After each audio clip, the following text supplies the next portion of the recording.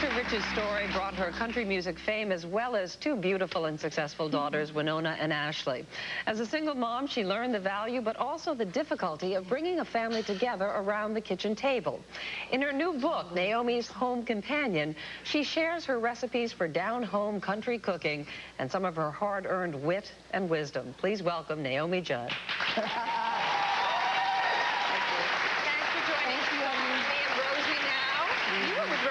Yesterday, so talking about this wonderful book. What motivated you to write about food and family values?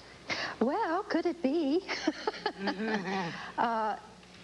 Over 15 years, I've been living on a bus, traveling on life's highways. When you're in every 50 states, you know, and you're talking to people at the truck stop and talking to the Holiday Inn maid, and you're eating at Cracker Barrel, you feel really plugged in. I call it the exquisite reality. It's the most important thing in my life, real people. And I've just been profoundly disturbed by what I see going down in this country. And I think the #1 problem, that everything else can be, you know, taken, if you take off all the layers, the core issue, our main problem, is the decline of the family. But you really focus around the table, and there are actually statistics that show that families who sit down to meals together, actually the kids do better. Well, I'm a real simple, practical person. I think that's why Rosie and I get along so well. We're both about as straightforward as the alphabet. It's kind of like, you need a breath mint, sister. And I did.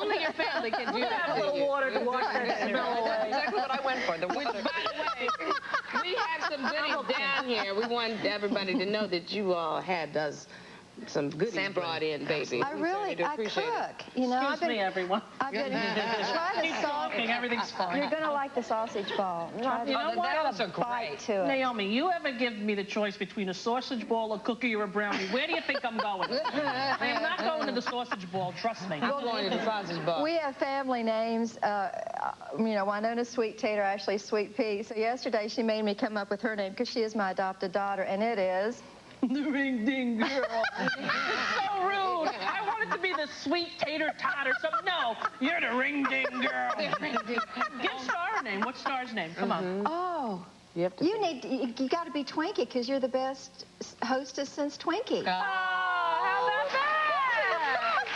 Lady. Give Meredith a name. Meredith needs a name. You don't really know me. That's going to be a hard one. She watches you. We can come up with a name. Yeah, we will. It needs to be something. Now, don't be offended, but you're like Miss White. You're like Miss Whitebread. Oh, why would I be offended by that, Naomi? No. What I mean is, you're sort of like the all-American mom. You have 3 kids. That's the statistic right now. You have a career because 76% of all working women, you know, have school-age children. It sounds more like Wonder Bread Girl. Thank you. That's better. That's better. Yeah, we like that. I was thinking something like hairless anchovy. You know, it's a little tangy. It's a surprise. It's Meredith. Actually, you use food and the dinner table as also a catalyst for when there's some problems in the family. You sit down and you all work it out. You hammer it out. What do you call them? Powwow. All right. It's sort of like how to play Family Feud and win. So, seriously, the kitchen table, I think, is our solution to America's problems. Like I said, if you keep peeling off the layers, you get down to the core issue. And I always want something, you know, like practical, tangible, something that's right in front of me. And it's right under our nose, literally and figuratively. So that if we really started having supper together, we could not only communicate, get to know each other, it's where you feel safe and loved and known and accepted and everything, but also where you can negotiate those It's hard issues. to cuss people out with a chicken bone in your mouth. You know what I mean, which I love. Well, now, actually, Twinkie, we do our powwow later because you don't want to be, you know, having bad discussion while you're eating. Right. That's my whole gig, is to have a really pleasant, enjoyable atmosphere. I mean, first of all, the food is awesome, so Winona and Ashley are knocking each other over to get to the supper table. And then you get them there, and it's the perfect relaxing end to their busy days. You enjoy, you groove, you really feel bonded with the most important people on the planet.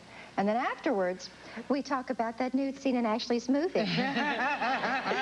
Naomi, if I look like Ashley, I'd be nude right now. Sit here on The View. All right? That's all right. Naomi, thank you so much for ringing and Twinkie and white bread here. Wonder bread. Wonder bread. Good luck with the book. And Rosie, you're still here. You're hanging out now. You're Is it all right? Oh, no, we want you. you. And she's going to come back and talk with Barbara about the secret to a better sex life. That I know about. You wouldn't miss that one, buddy. Oh,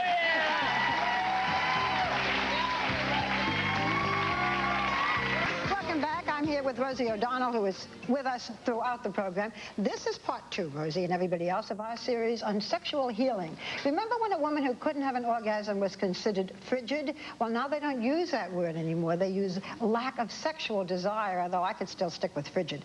In any case, it is estimated, I don't mean that I am, how did I get into that? It's estimated, now I'm serious, that about half of the women watching us today have had trouble having an orgasm. It is a very serious problem for couples, women.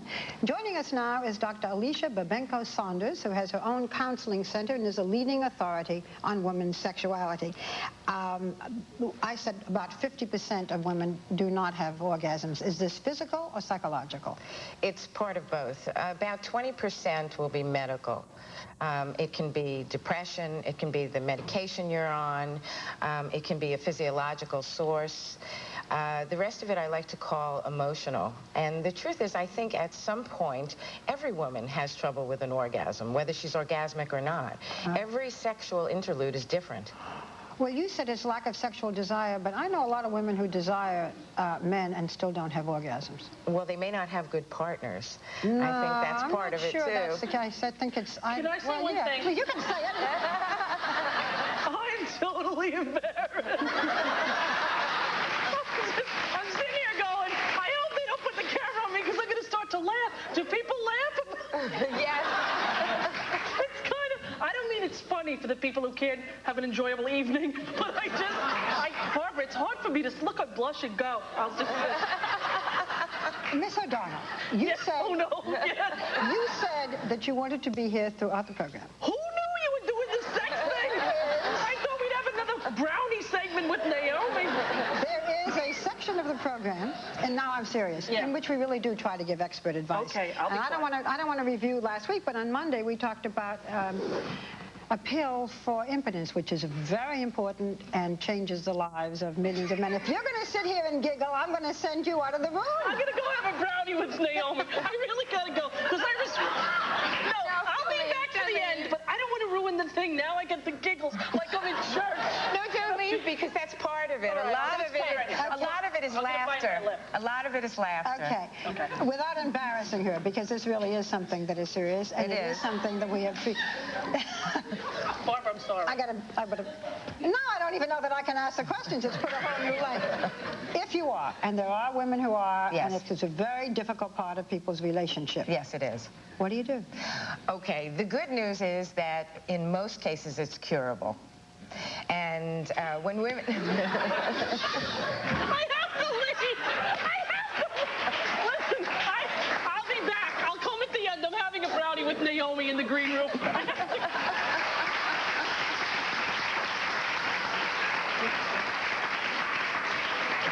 This is when Rosie would put on a musical group. Right. But this is what makes Rosie so wonderful, and this is what makes The View a little different, is that we do really try to give... No, I'm serious, that we do try to give expert advice, and it does matter, and it is important. I feel like I've hit the lottery by being invited here today, because I don't like to do appearances unless people take it seriously. Yeah,